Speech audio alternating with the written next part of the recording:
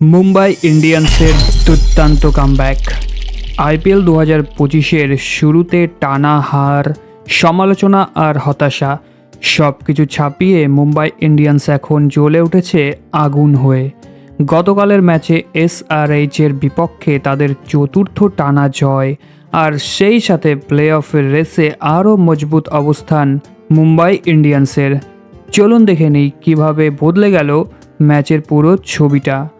গতকাল রাজীব গান্ধী ইন্টারন্যাশনাল স্টেডিয়ামে মুখোমুখি হয়েছিল সানরাইজার্স হায়দ্রাবাদ ও মুম্বাই ইন্ডিয়ান্স।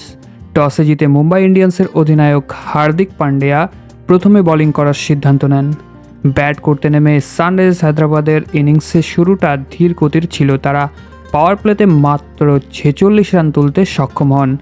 এরপরই ট্রেন্ট বোল্টের দুর্দান্ত স্পেল সানরাইজার্স হায়দ্রাবাদের ব্যাটিং লাইন আপকে ভেঙে গুড়িয়ে দেয়। বোল্ট 4 ওভারে মাত্র 27 রান দিয়ে তুলে নেন চারটি উইকেট। শেষ পর্যন্ত সানরাইজার্স হায়দ্রাবাদ 20 ওভার শেষে 143 রান করতে সক্ষম হয় 8 উইকেট হারিয়ে। টার্গেট ছিল মুম্বাই ইন্ডিয়ান্সের সামনে 144 রানে, আর এই টার্গেট তাড়া করতে নেমে মুম্বাই ইন্ডিয়ান্সের ওপেনার রোহিত শর্মার দুর্দান্ত ফর্ম। তিনি মাত্র 46 বলে করেন 70 রান, যার মধ্যে ছিল 6টি 4 এবং 4টি ছক্কা।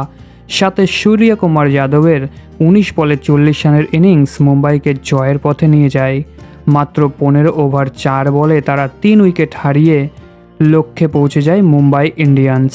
আইপিএল 2025-এর শুরুতে মুম্বাই ইন্ডিয়ান্সের প্রথম 5 ম্যাচে মাত্র একটিতে জয় পেয়েছিল, তবে এরপর টানা 4টি ম্যাচে জয়লাভ করে মুম্বাই ইন্ডিয়ান্স, এবং এই জয়ের ফলে মুম্বাই ইন্ডিয়ান্স এখন পয়েন্টস টেবিলে তৃতীয় স্থানে রয়েছে।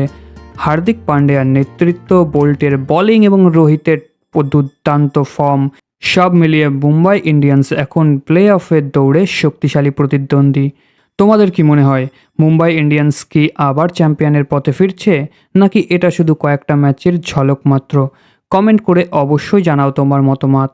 ভিডিওটি ভালো লাগলে অবশ্যই একটি লাইক, কমেন্ট আর বন্ধুদের সাথে অবশ্যই শেয়ার করুন।